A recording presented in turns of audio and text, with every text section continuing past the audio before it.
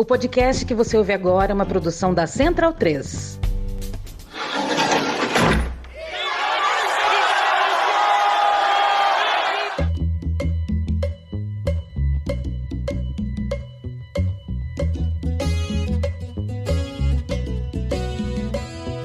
Começa agora a Guilhotina, podcast do Le Monde Diplomatique Brasil. Eu sou Luiz Brasilino e estou aqui com Bianca Pio. Salve, gente, e aí? Bom, no episódio de hoje a gente recebe a jornalista e doutora em Ciências da Comunicação, Magali Cunha. Oi, Magali, tudo bem? Oi, Luiz. Oi, Bianca. Prazer estar aqui. Prazer é nosso, Magali, de te receber. Doutora em Ciências da Comunicação pela Universidade de São Paulo, Magali tem mestrado em Memória Social pela Universidade Federal do Estado do Rio de Janeiro. É colaboradora do Conselho Mundial de Igrejas e pesquisadora do Instituto de Estudos da Religião, o ISER, além de ser editora-geral do Coletivo Bereia, canal de checagem de notícias falsas. Magali é autora dos livros Mídia, Religião e Cultura, Percepções e Tendências em Perspectiva Global e Religião no Noticiário, Marcas de um Imaginário Exclusivista no Jornalismo Brasileiro. A Magali participou do episódio de abertura da nossa série Não Bote Fé nas Fake News, que foi lançada em maio, e a gente chamou ela de volta aqui no Guilhotina para conversar sobre a importância que a disputa no campo religioso está ganhando nesta reta final das eleições. Magali, queria perguntar justamente sobre isso. Nessa campanha, o Bolsonaro,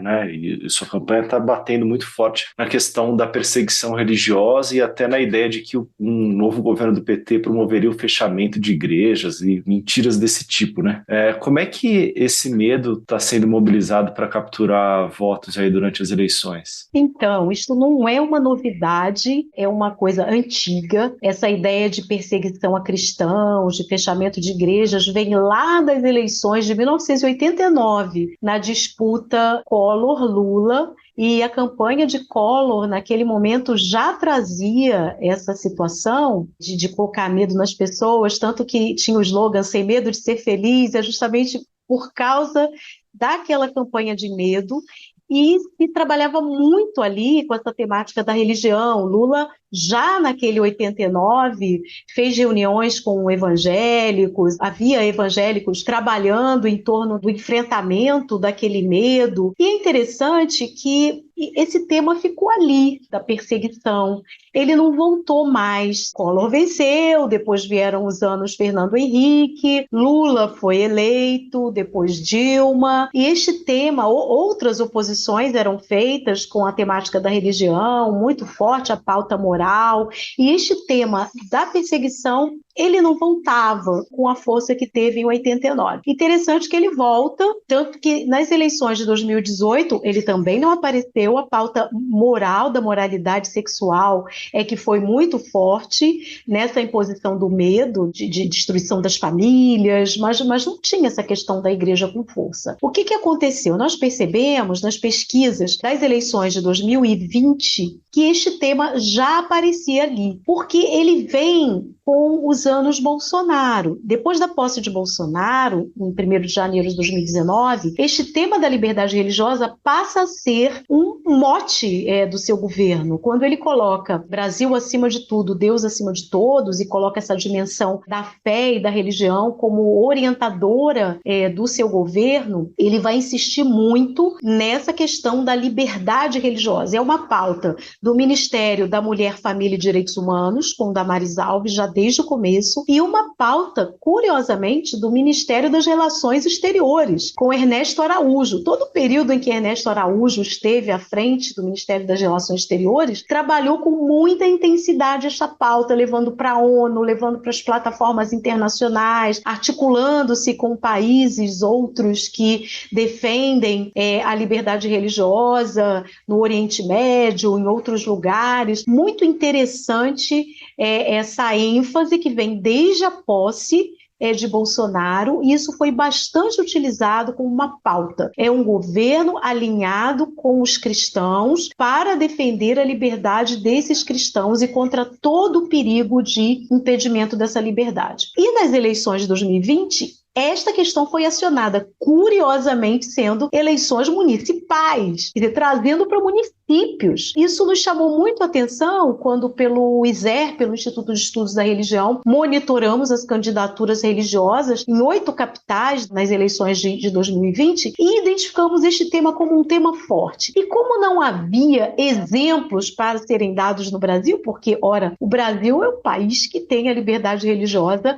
como marca na sua Constituição, nunca houve perseguição a cristãos sistemática no Brasil. Há casos aí isolados, mas que não pode se dizer como uma perseguição a partir do Estado. Os grupos de matriz religiosa, sim, esses podem reivindicar perseguição, porque é uma perseguição histórica e tem o racismo embutido nessa questão, mas os cristãos de forma alguma. Então foi muito curioso que trouxessem casos do exterior, pautando as eleições de 2020, por exemplo, igrejas no Chile que foram queimadas durante manifestações no Chile naquele ano de 2020. Isso foi usado para dizer, olha, isso vai acontecer no Brasil, já que não tinha casos aqui no Brasil. Aquilo já nos chamou a atenção. E de lá para cá, nós vimos que este tema foi mais intensamente trazido. É claro que a gente viu que depois das eleições municipais, as eleições nacionais, a campanha já começou ali, já em novembro de 2020, a campanha eleitoral nacional já havia começado, e nós percebemos então que esse tema ficou muito forte. O Coletivo Bereia, com o qual eu trabalho, que faz checagem de conteúdo em espaços religiosos, digitais,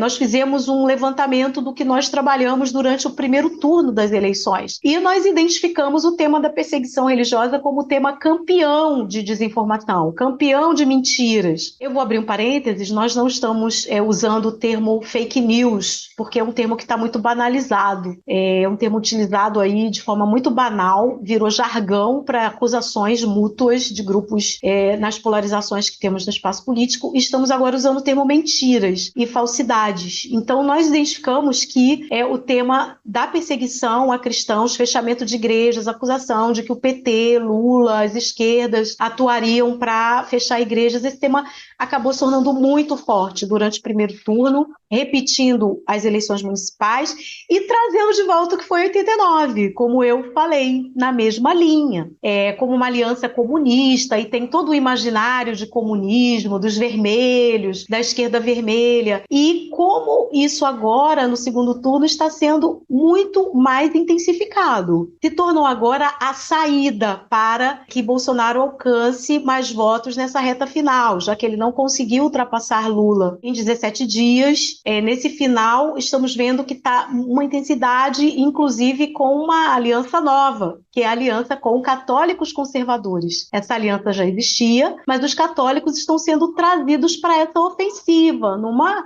ofensiva muito intensa, e eu coloco dia 12 de outubro o episódio de Aparecida como um caso paradigmático, porque a partir dali nós vemos a ofensiva católica muito mais intensa, numa atuação conjunta com evangélicos nessa questão da perseguição. E Magali, você pode explicar para a gente o lugar do fundamentalismo religioso nesse movimento que não é só brasileiro, né, de produção de desinformação e mentiras que são usadas em campanhas da extrema-direita? Os fundamentalismos político-religiosos, na forma como eles se configuram no século XXI, particularmente dos anos 2010 para cá, eles têm uma articulação, como eu disse, político-religiosa. Isso significa que é a utilização de uma matriz religiosa na defesa de pautas políticas e para o convencimento da população que não é só religiosa, não necessariamente tem uma vinculação religiosa. Nós sabemos que na América Latina a religião tem um apelo cultural muito forte. O cristianismo está muito assentado culturalmente na América Latina por conta da colonização, da forma como a colonização foi feita, o alinhamento da Igreja Católica ali com a colonização, a hegemonia católica no continente. Então, isso, com o avanço dos evangélicos, esse alargamento dessa presença cristã com os evangélicos, traz essa pauta da religião com muita força para a esfera pública, para o espaço público. E isso tem sido, então, instrumentalizado pelos fundamentalismos político-religiosos, colocando a religião como um elemento presente na pauta política e referendador desta pauta.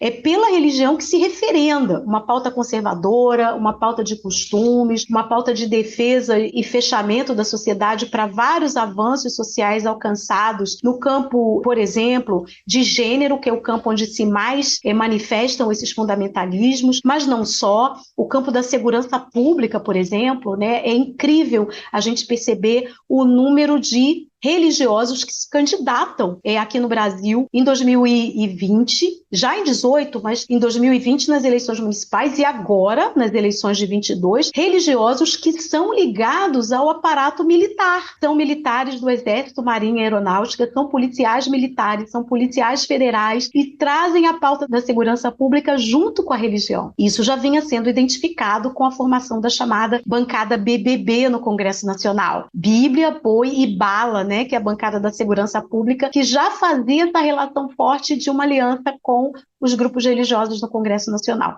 E isso se configura com muita força nesses processos eleitorais mais recentes e neste que nós estamos vivendo. Então, os fundamentalismos entram com força com o discurso que traz a religião para uma ideia de vingança mesmo, né? Fazer desaparecer aquilo que causa perigo à nação. E o que causa perigo à nação? É aí ativistas de direitos humanos, com aquelas pautas que são negadas e enfrentadas pelos grupos mais fundamentalistas, e a vingança com a criminalização das periferias, a criminalização da negritude, a criminalização daqueles grupos classificados como grupos minoritários, as minorias sociais, principalmente as comunidades tradicionais, como indígenas e populações de quilombos, que são extremamente afetadas pelas ações do garimpo, das mineradoras, que avançam sobre as terras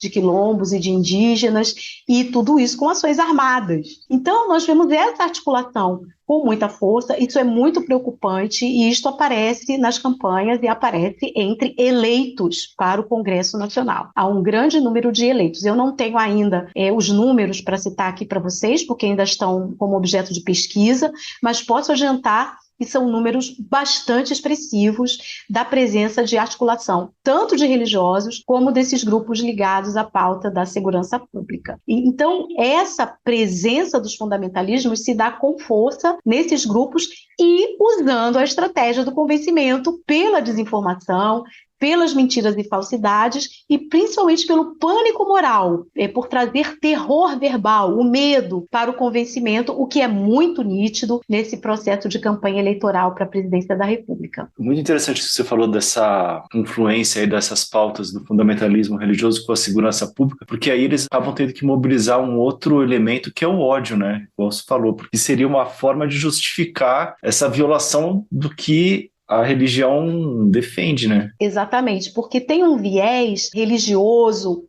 principalmente entre evangélicos, mas católicos também, que traz um discurso militarizado para a religião. Existe uma teologia chamada teologia da guerra espiritual. Isso no inglês se diz warfare theology. Isso vem de fora, vem com pessoas que trazem pregações religiosas para o Brasil com evangélicos, mas também a gente tem, por exemplo, entre os católicos, as chamadas milícias religiosas católicas, tem nomes que assim se chamam, milícias cristãs, milícias católicas, os arautos do evangelho, que são um grupo católico extremamente conservador, né, que traz a ideia das cruzadas lá do passado. Enfim, existe essa teologia, que é de um Deus belicoso, né, um Deus bélico, do Senhor dos Exércitos, que se arma e que se vinga dos inimigos da fé. Isso tem um apelo enorme e se junta aí com uma cultura que existe aí na sociedade de ter esse apego, né, às armas, à vingança. Quem assiste telenovelas sabe que o final nas telenovelas de todo vilão ou é a morte, aí tem a pena de morte para os vilões, ou é essa pessoa envolvida em ações armadas, né? Que ou ela vai morrer, ou ela vai matar e sobreviver e fugir como vilão. E isso reflete um sentimento social e que a religião acaba captando e fazendo uso disso, por isso esse apelo tão intenso. E justamente nessa criação dessa figura do inimigo, essa linguagem de guerra, a gente tem visto aumentar a perseguição e violência violência contra os evangélicos que são de esquerda, né, que se posicionam. Inclusive, teve um episódio de um tiro que foi dado na Igreja Congregação Cristã no Brasil, né, contra um fiel que se posicionou contra um discurso que estava dizendo para não votar em candidatos da esquerda. Essa incitação à violência que o Bolsonaro faz, utilizando termos como bem contra o mal, você acha que por que encontra um apelo nesse público evangélico especificamente? Em primeiro lugar, essa teologia que eu mencionei, a teologia da guerra espiritual, que é histórica. Em segundo lugar, nós temos mais de 30 anos de cultura gospel, com uma musicalidade muito popular no meio religioso, tanto evangélico quanto católico, que alcança muita gente, em especial a juventude. Dentro da cultura gospel, há uma vertente da guerra espiritual com alta produção de canções que falam de derrota do inimigo, de vencer, Jeová sendo um cavaleiro que cavalga para vencer, e tantas outras canções, pisa na cabeça do inimigo, tudo isso. São 30 anos de canções com um incentivo, com uma doutrinação pelas canções, com incentivo deste conteúdo, e que acaba agora sendo dado nomes a esses inimigos, né? Se antes se diria que eram as religiões de matriz afro, os demônios, o diabo presente em outras religiões principalmente, mas agora os inimigos ganham nome, são a esquerda, são partidos políticos, o PT, são políticos como Lula, personagens do mundo político, ativistas de direitos humanos, as feministas, o movimento LGBTQI+, e agora as próprias pessoas das igrejas são colocadas como inimigas, aquelas que pensam diferente, o inimigo pode estar ao lado, é assim que se fala, perto, dentro das igrejas, agindo dentro das igrejas. Isso é muito grave. Queria te perguntar isso, Margarida, você está recebendo muitos relatos nesse sentido aí, que a gente tem visto nas redes sociais, mas... Muitos relatos. Existem articulações de grupos evangélicos, como a Frente Evangélica pelo Estado de Direito, Cristãos contra o Fascismo, Novas Narrativas Evangélicas, Evangélicos pela Justiça, Evangélicas pela Igualdade de Gênero. Em todos estes grupos que estão nas mídias sociais, nós encontramos relatos de perseguição, da parte de pastores, pastoras, pessoas elas próprias, que são pastores, pastoras, que são afastados das suas funções, são renegados por suas comunidades, pessoas que são fiéis, que são proibidas de se manifestarem, de falar e até de participar de atividades das igrejas. Isso tem aparecido em matérias jornalísticas. Vários órgãos de mídia já publicaram entrevistas, matérias. Eu, que sou pesquisadora há muitos anos do campo evangélico, eu só vi algo parecido com isso nas minhas pesquisas sobre a ditadura militar, sobre as igrejas na ditadura militar, em que nós vimos perseguições, delações, gente que foi presa, torturada, morta, desaparecida, exilada,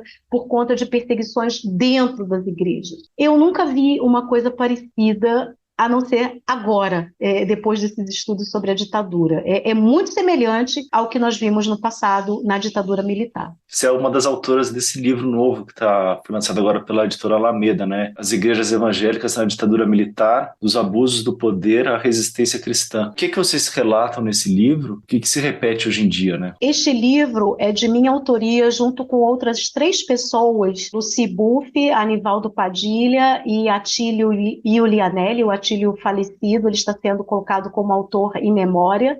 Nós fomos membros do GT, do grupo de trabalho sobre as igrejas da ditadura militar, o grupo de trabalho da Comissão Nacional da Verdade. Nós atuamos naquele GT e nas nossas pesquisas, que contribuíram para o relatório final da Comissão Nacional da Verdade, várias coisas que nós levantamos, vários elementos que foram produzidos, várias dessas pesquisas não foram aproveitadas no relatório final. O relatório final focou com 50 páginas nas vítimas daquela perpetração de violação de direitos ali. Então nós decidimos que, pelo momento que nós estamos vivendo, nós vimos tanta semelhança com o que estava acontecendo no que nós pesquisamos da ditadura militar, que nós achamos que seria uma utilidade pública colocar para as pessoas, à disposição das pessoas, esses conteúdos que não foram aproveitados e que nós tivemos acesso. Então nós organizamos, compilamos muito do que nós tivemos em arquivo e, com a ajuda do coletivo Memória, Memória e Utopia, que é um grupo que atua no Rio com a memória das igrejas no período da ditadura para cá, esse grupo nos ajudou a organizar esse material e transformar em livro. E é basicamente uma ampliação daquilo que está publicado pela CNV com a memória das vítimas das igrejas evangélicas nessa perseguição promovida pelo Estado e pelas próprias igrejas no seu interior. Mas a novidade para o relatório da Comissão da Verdade é que nós publicamos sobre os perpetradores, aqueles que colaboraram com a ditadura dentro das igrejas, seja como agentes do Estado que foram, trabalhando como torturadores, como delatores, como agentes dos órgãos de repressão, como participantes do governo, juristas, pessoas militares que atuaram pelo governo e também pessoas das igrejas que agiram como delatores, pessoas que agiram dentro das igrejas na perseguição. Os nomes são levantados, o que essas pessoas fizeram e o que resultou, na tragédia que foi, na situação da vida de muitas famílias que perderam entes queridos ali com a perseguição, pessoas que trazem nos seus corpos marcas das torturas, os traumas e que relataram para nós, e esses relatos estão ali também no livro. Voltando um pouco a um tema que você já mencionou anteriormente, que são justamente os ataques que a Igreja Católica tem sofrido, a gente tem visto alguns casos de ataques contra padres durante missas, Teve o episódio que você mencionou do dia 12 de outubro lá em Aparecida. Como é que você tem visto essa escalada de violência contra a parte da Igreja Católica? Então, essa é uma questão bastante nova, porque até este ano não tínhamos casos de enfrentamento ideológico, político em espaços católicos, nos níveis de agressão verbal, interrupção de missas e até agressão física em algumas situações. Isso é novo, é deste ano. Houve um caso que resultou na acusação daquele jovem vereador de Curitiba, que foi acusado de invadir uma igreja, nesse caso uma acusação às esquerdas de promover a perseguição à Igreja Católica, e depois ficou mais do que comprovado que era uma acusação mentirosa, que não ocorreu a tal invasão. E agora nós estamos vendo aquela acusação se concretizar pelo lado da extrema-direita, agindo com defesa do bolsonarismo contra padres que se manifestam como padres de esquerda, contra padres que trazem o tema dos direitos, contra as missas em igrejas que se colocam na defesa das pautas da CNBB e do Papa Francisco, que são pautas progressistas, mas que acabam sendo identificadas como esquerdistas, assim são acusados. Nesse nível, há um caso que é enfrentado historicamente, que é o caso do padre Júlio Lancelotti em São Paulo. Ele enfrenta muita resistência há muito tempo, mas sempre colocado de uma forma preconceituosa ao trabalho que ele faz com moradores de rua, mas nunca do ponto de vista como está sendo colocado, inclusive contra ele é uma pessoa que entra nesse enfrentamento, como uma questão ideológica. Isto é uma novidade e nós vemos o 12 de outubro em Aparecida, muito marcante, esse enfrentamento colocado com vaias ao arcebispo de Aparecida, pessoas do lado de fora fazendo manifestações contra a própria igreja, mas com o apoio de católicos, conservadores. Isso foi uma novidade, uma reunião paralela à programação de celebrações do 12 de outubro em Aparecida. Então foi convocada uma reza de terço para as 3 horas da tarde por esses grupos católicos conservadores. A atriz Cássia Kiss encarnou ali uma liderança desses grupos, foi para as mídias sociais convocar para a reza desse terço, e o presidente Jair Bolsonaro foi a Aparecida e participou da reza desse terço do lado de fora da Basílica, uma programação paralela. Esse é um feito inédito, isso nunca ocorreu nessa programação histórica da celebração do 12 de outubro, e isso mostra aí o que eu mencionei antes, dessa ofensiva conservadora que vem se configurando cada vez mais intensamente dentro da Igreja Católica, com grupos que se colocam contra o Papa Francisco, contra a CNBB, expressam isso abertamente. Existe um centro que tem financiamento para suas atuações, o Centro Dom Bosco, que inclusive elege membros desse centro para cargos públicos em câmaras de vereadores, Assembleia Legislativa, Congresso Nacional. Então, isso agora é um elemento novo e que se une aos grupos evangélicos também extremistas nessa ideia de perseguição religiosa. Nesta terceira semana do mês de outubro, nós estamos vendo essa unidade bem oportunista desses grupos no apoio à campanha de Jair Bolsonaro, na propagação de uma suposta perseguição a igrejas, quando nós vemos que a perseguição está ocorrendo dentro das igrejas evangélica e católica por apoiadores de Jair Bolsonaro, o que se torna uma grande ironia. Como é que você avalia o papel que a Damares e a Michelle Bolsonaro têm tido na campanha de reeleição? Você acha que elas conseguem ter mais apelo com o público evangélico, sobretudo entre as mulheres? Conseguem sim. Damares é uma militante do bolsonarismo e da campanha de Jair Bolsonaro já desde 2018, foi colocada como ministra já no 1º de janeiro de 2019, é uma guardiã da ala ideológica do governo federal, teve um papel muito importante em trazer o tema da família para um ministério, ela tem um papel fundamental aí, e Michelle ela não teve destaque durante os anos de governo Bolsonaro, ela apareceu na cerimônia de posse, com um destaque bastante interessante ali, no discurso de posse fazendo a tradução para Libras, mostrando o compromisso de igreja, que mulher evangélica que é com o trabalho com inclusão de pessoas surdas, mas durante os anos de governo ela não apareceu, ela não teve um destaque. Atuou muito por trás dos bastidores, como uma primeira-dama, trabalhos sociais, junto com o Damares, em algumas iniciativas. Ela entra com força neste ano de 2022, quando a campanha de Jair Bolsonaro, no final do ano de 2021, viu que Lula estava à frente nas pesquisas com evangélicos, isso se dava nas pesquisas eleitorais, Lula ganhando o voto dos evangélicos, e foi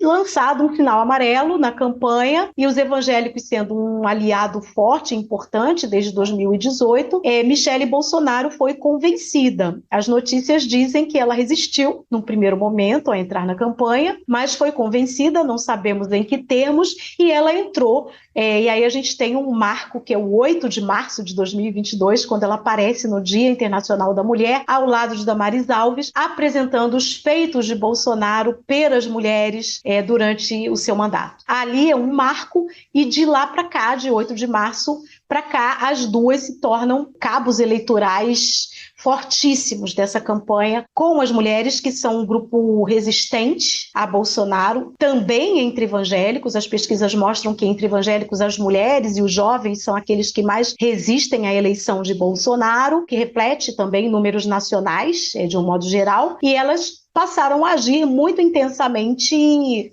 com presença nos municípios. Isso é muito interessante, a atuação nos municípios, em lugares pequenos, com contatos pessoais, reforçando a atuação de comitês, de centros de igrejas, Brasil afora. Isso teve um efeito muito interessante, e nós podemos ver que esses votos foram recuperados, aliados aí às mentiras, às falsidades e às outras ofensivas que vieram também de outros evangélicos, mas o papel das duas tem sido fundamental, e Michelle passou a ser aí uma personagem ao lado de Bolsonaro em vários momentos da campanha, e isso reforçou entre evangélicos aquele papel da mulher evangélica que ela representa. Ela é evangélica, ela traz a linguagem, ela traz a estética, ela traz a ideia de ser uma pessoa religiosa que ora pelo marido. O marido pode não ser muito religioso, mas tem aquela mulher ali segurando a onda com a oração. Isso tem um efeito enorme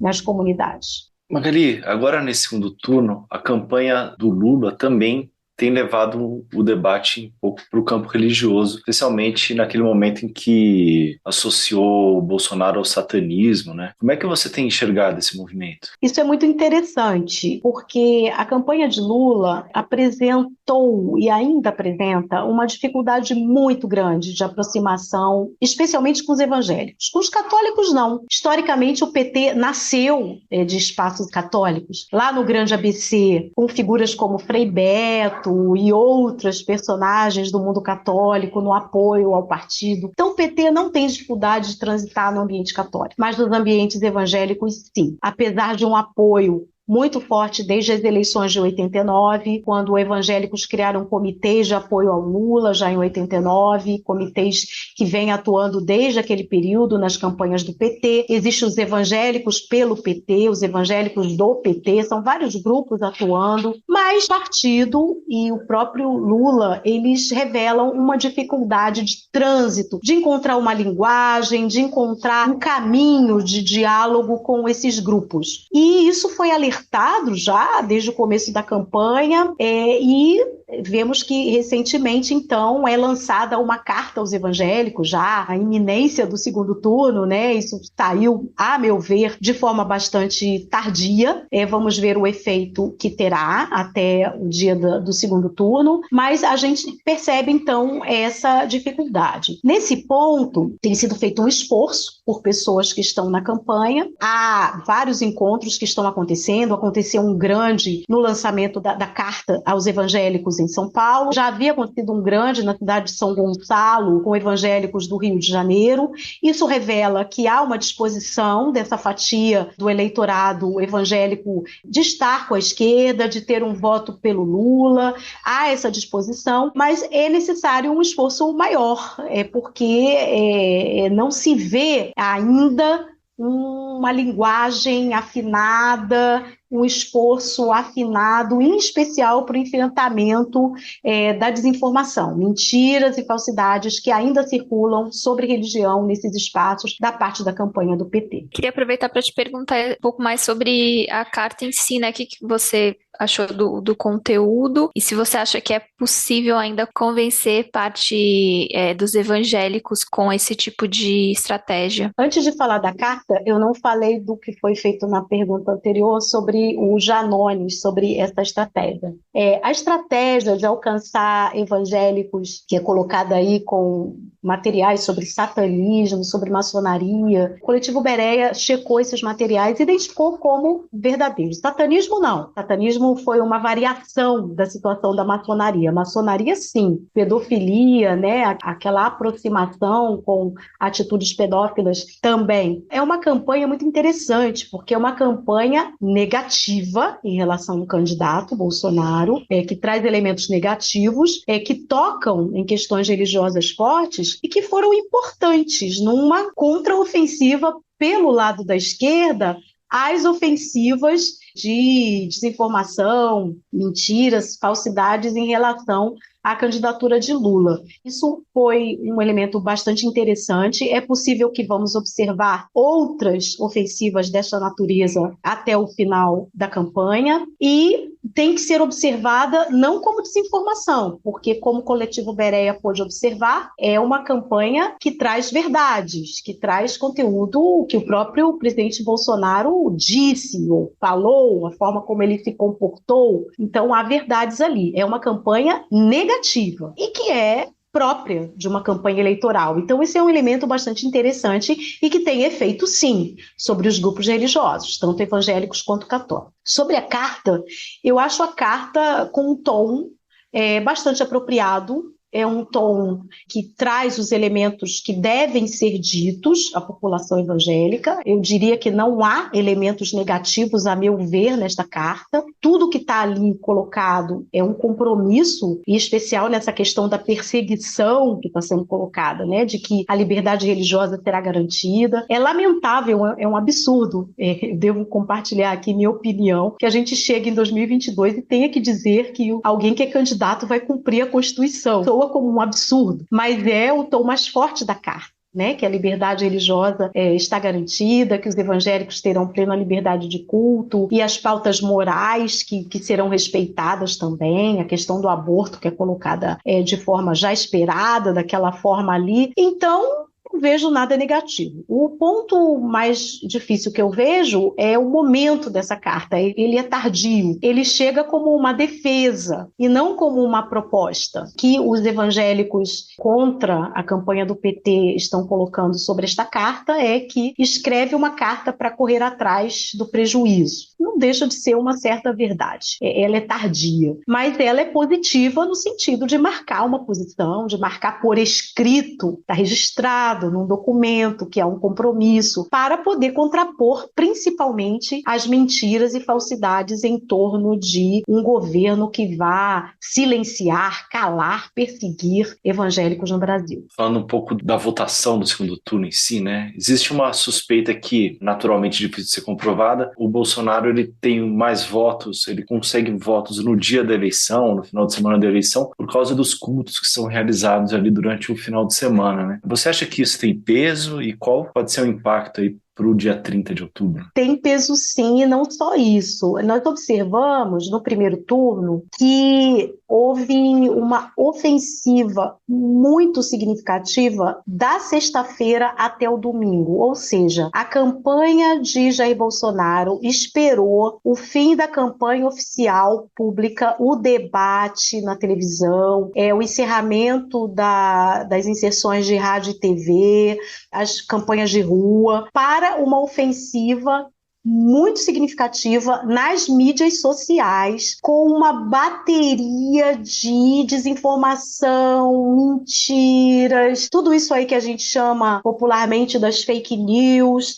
Tudo isso veio com muita intensidade da sexta-feira até o domingo. E, claro, essa presença nas igrejas. As igrejas atuaram presencialmente com muita força, chamados à oração, a jejum, pregações de pastores, os cantores gospel também atuando bastante. Mas eu diria que a força maior é essa das mídias. Esta é uma campanha fundamentalmente digital, muito mais do que presencial.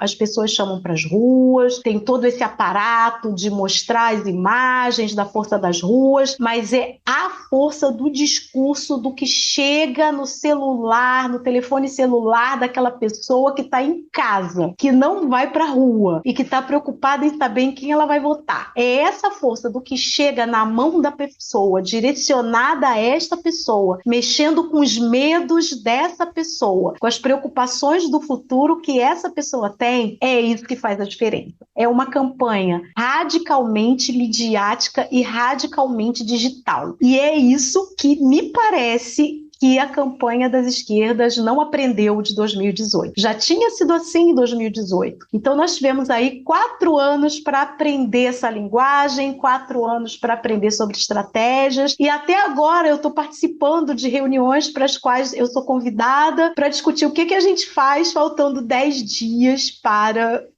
as eleições do segundo turno, quando nós tivemos 4 anos para aprender do que foi a experiência de 2018. 2018 já foi uma avalanche de desinformação, de mentiras, de calúnias mesmo, de situações absurdas que geraram investigações no Supremo Tribunal Federal, uma comissão mista parlamentar de inquérito na Câmara, no Congresso Nacional. O que significou isso, né? Que deveria ter gerado ações preventivas. O TSE, Tribunal Superior Eleitoral, até produziu mais ações em comparação ao que foi 2018. Nós vimos um TSE mais ativo. Estamos vendo um TSE mais ativo nesse ponto. Mas isso deveria ter sido aprendido pelas campanhas dos partidos de esquerda e isto não foi. Então, o que nós vimos acontecer da sexta-feira até o domingo no primeiro turno, tende a se repetir no segundo turno. Então, fica um alerta para ações que devem ser tomadas, né? Medidas que devem ser tomadas de prevenção para isso. E tem alguma coisa, algum conselho, Magali, para o ouvinte, para como atuar aí individualmente, né? Ou então nos pequenos grupos e tal? O enfrentamento da desinformação, das mentiras e falsidades são o ponto principal que as pessoas podem fazer. Em primeiro lugar, encher encher as plataformas das mídias sociais, Facebook, Instagram, Twitter, o YouTube, TikTok, Quai, todas essas plataformas, Telegram, WhatsApp, com as denúncias. Essas plataformas têm a abertura de denúncias e são as quantidades que fazem essas plataformas se mover. É a quantidade de denúncias. Então é preciso clicar lá nos famosos 3 pontinhos que ficam à direita da tela, no alto de qualquer uma dessas postagens em plataformas para denunciar. É fácil, basta clicar, não tem que escrever nada, é só clicar. E é as quantidades que fazem a diferença. Em segundo lugar, enviar para as campanhas, para os comitês de campanha, para a campanha em nível nacional, as denúncias desses materiais que chegam, porque esses comitês agem junto ao Tribunal Superior Eleitoral, TSE, agem junto aos grupos que trabalham com o direito cibernético para acionamento da campanha de grupos e personagens que fazem isso. Então é preciso agir para a garantia desse direito de utilização desses espaços digitais com justiça e com dignidade. Então essa é a ação mais rápida, mais fácil que a gente tem para as pessoas que estão ouvindo. Elas podem fazer isso e podem convidar pessoas a fazerem isso também. E para encerrar esse episódio, Magali, queria te perguntar um pouco sobre o papel de lideranças evangélicas progressistas, né, e de esquerda nesse contexto. Queria que você comentasse um pouco sobre esses grupos, que são diversos, e também desmistificar um pouco essa imagem que as pessoas têm de que todo evangélico é de extrema-direita, é bolsonarista, enfim. Existem esses dois mitos, chamando de mito a coisa mais pejorativa, né, que a gente tem de senso comum, que é aquilo que não seria verdade. Primeiro, de que evangélicos são extremistas, direitistas, conservadores. Isso não é verdade. Historicamente, os evangélicos têm uma tendência mais conservadora, assim como todos os grupos religiosos. Se nós observarmos as outras religiões, com exceção das religiões de matriz africana, mas os católicos, os judeus, os espíritas, todos esses grupos têm uma tendência mais conservadora. Os islâmicos também, de abraçar a fé numa perspectiva mais fechada, de defesa da religião. Então, existe o conservadorismo numa predominância, mas todos esses grupos também têm os grupos que são progressistas, as teologias que são mais abertas, e existe também essa falácia no interior das igrejas de dizer que evangélico não pode ser de esquerda, que ser de esquerda é pecado. Isso é uma coisa que também se propaga no interior das igrejas, no catolicismo também, da mesma forma. Isso não é verdade. Historicamente, nós temos líderes progressistas alinhados com pautas de direitos humanos, como Martin Luther King, nós temos Nelson Mandela, Bispo Desmond Tutu, para a gente citar casos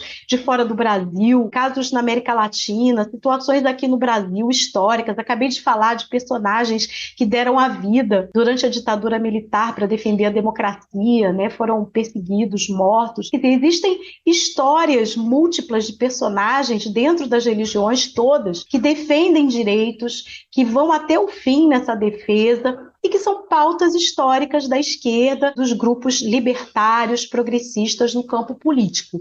Então, eles estão presentes no universo evangélico, são muitos, estão atuando bastante, eu já mencionei, os grupos que atuam na campanha do presidente Lula, os grupos que atuam com muita força para convencer a população de que o extremismo de direita é uma realidade e que representa um futuro terrível para o Brasil em termos da democracia, em termos da pauta de direitos. E esses grupos estão em atuação. Basta procurar nas mídias sociais, nas plataformas digitais, estão todos em atuação. Eu já mencionei vários aqui. A Frente Evangélica pelo Estado de Direito, Cristãos pelo Fascismo, Novas Narrativas Evangélicas, Evangélicas pela Igualdade de Gênero, e tem vários outros. Movimento Negro Evangélico, todos esses.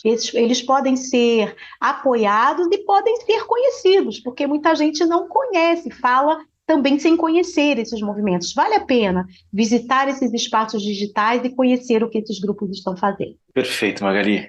Hoje recebemos a jornalista Magali Cunha, pesquisadora do Instituto de Estudos da Religião, ISER, e editora do Coletivo Bereia. Magali, muito obrigado aqui pela sua participação aqui no Guilhotina. Obrigada, que esse episódio seja muito ouvido e que a gente consiga trabalhar aí pela justiça e a paz nessas eleições. Bom, valeu demais pela conversa, Magali. Aqui, antes de encerrar, eu queria dar só um recadinho para os nossos ouvintes, que esse foi o último episódio que eu gravei antes da minha licença maternidade. Então, eu vou dar uma pausa até o ano que vem. O Luiz vai seguir gravando o Guilhotina, apresentando para vocês. Eu vou acompanhar de casa, mas vocês ainda têm alguns episódios que eu participei, que a gente gravou de gaveta depois das eleições. Então, ainda tem muito conteúdo para vocês ouvirem. Nesse momento, eu só vou estar em casa ouvindo, cuidando de fraldas e amamentação e essas questões aí. Mas é isso, gente. Até breve. Até semana que vem.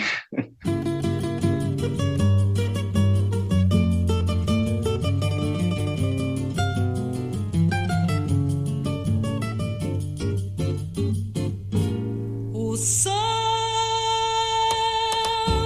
há de brilhar mais uma vez, a luz há de chegar aos corações do mal. Será queimada a semente, o amor será eterno novamente.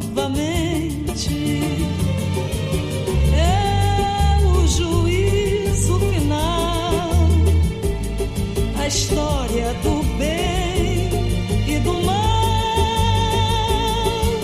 Quero ter olhos pra ver a maldade desaparecer. O sol há de brilhar mais uma vez, a luz há de chegar aos corações do mal. Será queimada a semente, o amor será eterno novamente. É o juízo final, a história do bem e do mal. Quero ter olhos pra ver a maldade desaparecer. O sol há de brilhar mais uma vez, a luz há de chegar aos corações do mal. Será queimada a semente. O Guilhotina é um podcast do Le Monde Diplomatique Brasil. O roteiro, a produção e a apresentação é de Bianca Pio e Luiz Brasilino. Edição de Domênica Mendes. Apoio técnico Central 3.